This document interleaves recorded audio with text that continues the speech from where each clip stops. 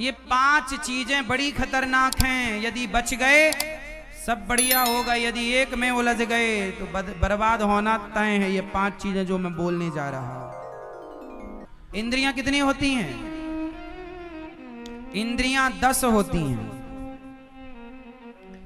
5 ज्ञानेंद्री, 5 कर्मेंद्री।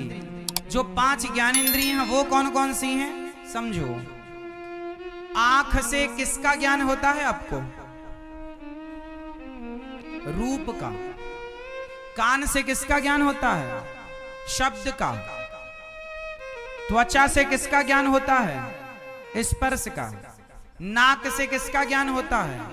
गंध का। जीभ से किसका ज्ञान होता है? स्वाद का, रस का। शब्द, स्पर्श, रूप, रस, गंध, ये 5 ज्ञानेंद्रिय हैं जिनसे हमें बोध ज्ञान होता है। 5 कर्मेंद्रिय हैं जिनसे हम रोज कर्म करते हैं। 5 कर्मेंद्रिय कौन कौन सी हैं आप बताओ। आप अपने शरीर को नहीं जानते, देखो 5 कर्मेंद्रिय कर्म जिनसे, हाथ से कर्म होता है लेने देने का, पांव से कर्म होता है चलने फिरने का। तीसरी मुंह, मुंह से बोलने बतलाने का कर्म, बोल रहा मुंह आ कर्म। चौथी मूत्रेंद्री।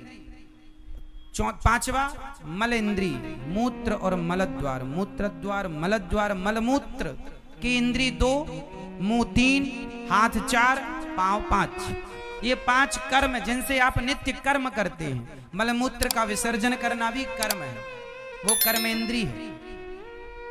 टोटल 5 ज्ञान प्लस 5 कर्म, टोटल 10। इन 10 इंद्रियों को चलाने वाला कौन होता है आप बताओ। ये 10 इंद्रियां किसके नियंत्रण में होती हैं? इनका मुखिया कौन है? इनका राजा कौन है? शरीर? गलत उत्तर। दिमाग? गलत उत्तर। आप हाँ क्या? मन। 5 ज्ञानेंद्रिय प्लस 5 कर्मेंद्रिय, इन सबको चलाने वाला मन होता है। यदि मन ना हो तो आप देखते हुए भी देख ना पाएंगे। जैसे उदाहरण, आप किसी को देख रहे हैं लेकिन आपका थोड़ी देर के लिए मन वहां से हटके कहीं और चला गया तो आपकी आंखें खुली रहेंगी, पर लोग क्या कहते हैं? अरे कहां तुम्हारा ध्यान है? आप बैठे कक्षा में हैं पर ध्यान मन वहां चला जाएगा तो आप सुन नहीं पाएंगे। इसका मतलब हर इंद्री तब काम करती है जब मन उसका सहायक हो। इसलिए 10 इंद्रियों को कंट्रोल करने वाला मन है। इसलिए जिसका मन कंट्रोल हो गया उसकी 10 इंद्रियां कंट्रोल हो गई। वो कंट्रोल हो गया तो भगवान मिल गए। यही तो सिस्टम है शरीर का। है सरल, समझ में आ जाए तो, वरना सारी जिंदगी तुम कंप्यूटर, तुम आकाश गंगा को समझ लो शायद, तुम सैटेलाइट को समझ लो शायद, लेकिन आज जो सैटेलाइट को समझते हैं वो अपने शरीर को नहीं समझ पाए आज तक। अपनी इंद्रियों और अपने मन को नहीं समझ पाए।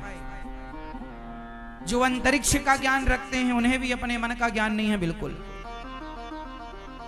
इसलिए हमारे देश में अपने मन को जीतने का कहा गया है। हम भारतीय लोग कभी अमेरिका को जीतने की कोशिश नहीं करते। लंदन, जापान, पेरिस, किसी कंट्री, किसी देश को जाकर के हम आक्रमण करके उसे जीतने की कोशिश नहीं करते। हम भारतीय लोग सदा अपने मन को जीतने की बात करते हैं, क्योंकि जो अपने को जीत गया वो सबको जीत गया। जो अपने को ना जीत पाया वो सबसे जीत कर सबसे हार गया।